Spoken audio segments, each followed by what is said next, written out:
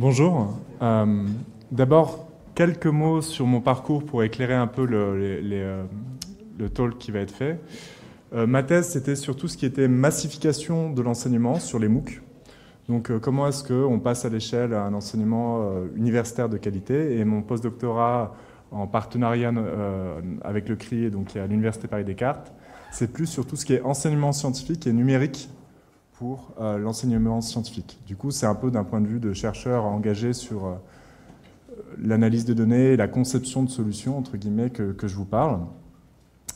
Une des raisons pour lesquelles ces recherches sont pertinentes par rapport à la question des sciences citoyennes se relève du fait que, en fin de compte, former des citoyens à faire de la recherche, c'est pas évident. La formation d'un chercheur, ça prend énormément de temps. Ça fait presque 15 ans que je suis dans la formation scientifique et j'apprends encore tous les jours à m'améliorer. Donc vous pouvez deviner qu'un citoyen qui se lance dans un projet de recherche, instinctivement, il ne sait pas nécessairement bien formuler des questions de recherche, des hypothèses, ni concevoir des protocoles ou analyser, interpréter des résultats. Ça prend du temps, ça demande une formation. Et du coup, la question, c'est dans quelle mesure est-ce que les sciences citoyennes ne sont pas limitées jusqu'à présent à cantonner les citoyens dans un rôle de collecte de données. Et comment est-ce qu'on peut, bien sûr, ce n'est pas toujours le cas, mais comment est-ce qu'on peut améliorer la situation pour que le numérique permette d'étendre les prérogatives des citoyens engagés à d'autres choses que simplement la collecte dans des protocoles qui auront été pensés par d'autres, notamment par des chercheurs. Alors, une des premières réponses, c'est tout ce qui est cours, formation gratuite, accessible à tous. Les MOOC, dans les années 2010, ont été connus pour ça. Il y a eu beaucoup de MOOC sur tout ce qui était formation aux méthodes scientifiques et à la recherche. J'ai mis une capture d'écran d'universités diverses et variées. Donc là, c'est une université russe qui était sur Coursera, donc des cours en anglais. Et on trouve, si on cherche, des formations complètes, gratuites, destinées aux internautes pour apprendre la méthodologie scientifique. Voilà, c'est une première approche. Ça a ses limites, on va voir. Il y a une deuxième approche qui est quand on veut que les personnes impliquées dans ces cours pratiquent ce que j'ai appelé, d'autres ont appelé aussi l'AMOOR, la Massive Open Online Research. Donc c'est des MOOC où en fait les apprenants inscrits dans les cours vont participer et créer eux-mêmes des recherches. Là, je vous ai montré une capture d'écran d'un MOOC qui était connu pour ça, qui est un MOOC de bioinformatique d'une université californienne. Pourquoi la bioinformatique, ça s'y prête bien? Parce qu'il y a des données sur les génomes de plein d'espèces en ligne gratuitement. N'importe qui a accès à un navigateur et un moteur de recherche peut faire de la recherche avec ces données en bioinformatique. Interroger des génomes, en 5 minutes sur Google, on peut le faire, il n'y a pas de problème. Enfin, un peu plus. Et du coup, ils utilisaient les MOOC pour pousser les gens à aller faire des recherches sur la base de données disponibles en ligne publiquement. Donc ça, c'est une autre approche. Le problème de cette logique de massification, c'est qu'il y a un défaut de rétroaction. Donc certes, on peut demander aux élèves de suivre des cours, de faire des devoirs, mais s'il n'y a pas un mentorat, un encadrement fin, précis, pour leur dire si leurs questions, leurs hypothèses, leurs résultats sont pertinents ou pas, finalement, on peut ne pas aller très haut. C'est-à-dire qu'on a massifié un enseignement d'une qualité discutable. Enfin, la qualité n'est pas remise en cause, mais en tout cas, la qualité de la formation finale des apprenants peut être limitée.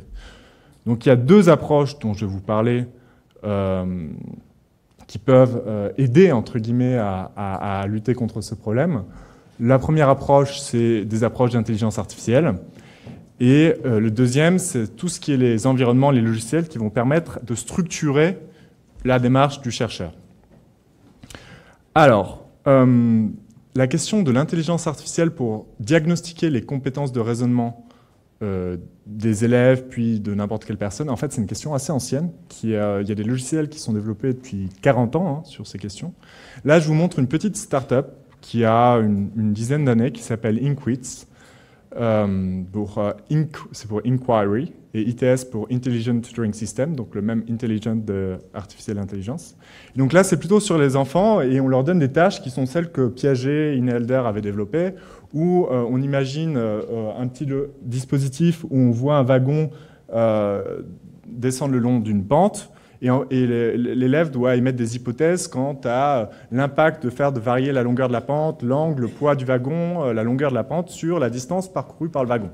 Et en fonction des hypothèses donc c'est un petit modèle de simulation, en fonction des hypothèses que l'enfant va développer, on va pouvoir savoir s'il raisonne bien, enfin en tout cas dans quelle mesure il pense bien ou pas, si je caricature. Donc là, ça a l'air d'être pour les enfants et pas applicable aux citoyens qui a déjà atteint ce que Piaget appelle le stade des opérations formelles.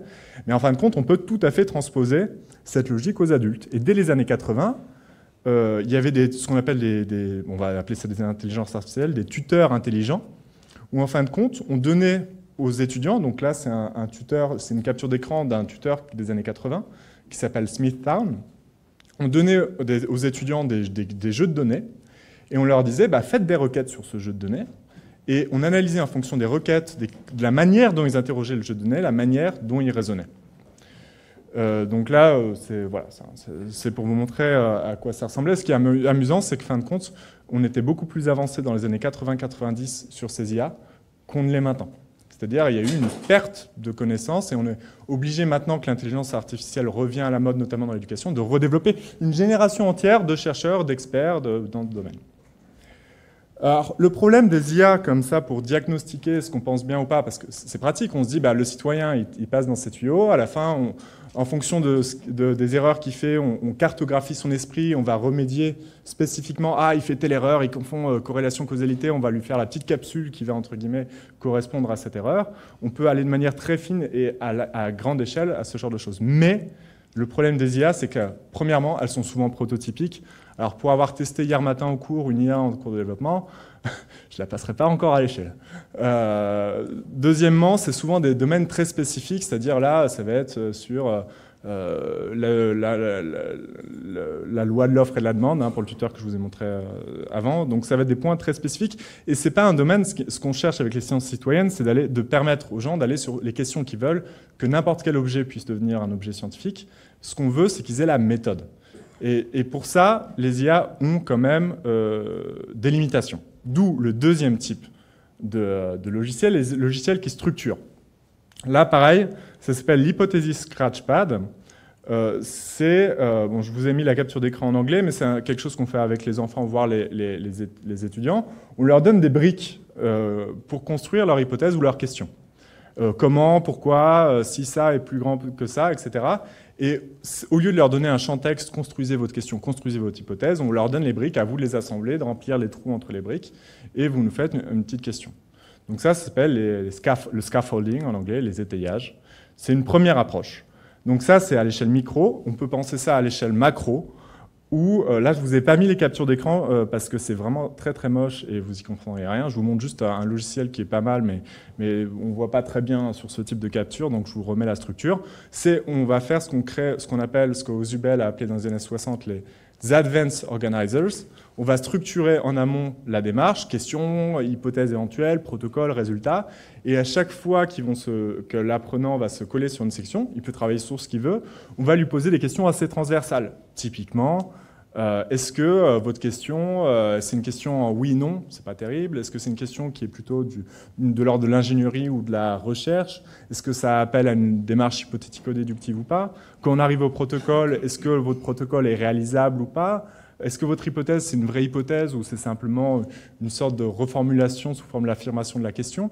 Donc on a tout un tas d'étayages, de questions d'auto-évaluation qui vont permettre entre guillemets, d'affiner la démarche et qui ont l'avantage de permettre quasiment tout type d'encadrer quasiment tout type de recherche et pas de lancer le citoyen simplement sur une feuille blanche.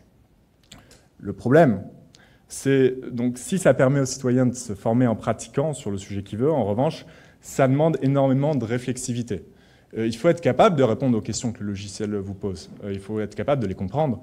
Et ça, c'est pas donné comme ça automatiquement. D'autant qu'en fin de compte, la pertinence des étayages et des feedbacks que le logiciel donne est fonction du type de démarche. Une recherche exploratoire n'est pas une recherche hypothético-déductive, n'est pas une recherche technologique. Et en fin de compte, l'apprenant, le citoyen, on lui demande d'être capable d'identifier dans quel type de paradigme il se situe pour qu'on lui pose les bonnes questions. Donc ça demande quand même un bagage minimal, une certaine capacité à comprendre les instructions, mais ça permet de démocratiser, évidemment, les choses. Donc, pour moi, ce qui considère l'avenir, c'est que tous les logiciels qu'on a développés, soit pour des tests en laboratoire, soit pour le contexte scolaire, pour le moment, avec les Saventuriers, on travaille avec une entreprise au développement de ce qu'on appelle le cahier numérique de l'élève-chercheur, qui est pensé d'origine pour la classe, qu'on puisse adapter ce type de logiciel aux sciences citoyennes. C'est-à-dire que ça demande des petites adaptations spécifiques. Typiquement, on a des étayages pour les CM1, CM2 du type « est-ce qu'il y a un point d'interrogation à ta question ?» Peut-être qu'au niveau, pour un adulte, ce n'est pas nécessaire. Peut-être qu'on peut aller sur des niveaux plus élevés. Mais en fin de compte, quand l'architecture logicielle est là, affiner un peu le contenu pour l'adapter aux sciences citoyennes, ce n'est pas très compliqué. Deuxième point, les IA. Il faut les remettre au goût du jour et les penser dans une logique d'industrialisation. C'est-à-dire qu'une IA prototype de laboratoire, c'est super. On a démontré plein de concepts, on a 40-50 ans de recherche sur le sujet presque. Maintenant, il s'agit de passer à l'échelle. Et comment est-ce qu'on passe à l'échelle? On a des embryons de solutions sur lesquels on espère travailler, mais on n'y est pas encore. Pour le moment, les IA sont beaucoup dans une logique de niche. Celles qui ont été industrialisées, c'est beaucoup aux États-Unis. Et malheureusement, ça a été trusté essentiellement par des intérêts privés. Et la logique d'open education, qui est un peu aussi sous-tendue dès qu'on veut faire former aux sciences, dans le cadre des sciences citoyennes, n'est pas encore très compatible avec la logique de l'intelligence artificielle. Et c'est un petit peu un des objectifs qu'on se fixe dans les années à venir, que de pouvoir et à la fois mêler open education, sciences citoyennes et intelligence artificielle. Voilà, je pense que j'ai encore 2 minutes devant moi, mais je ne vais pas broder plus que ça. Bon.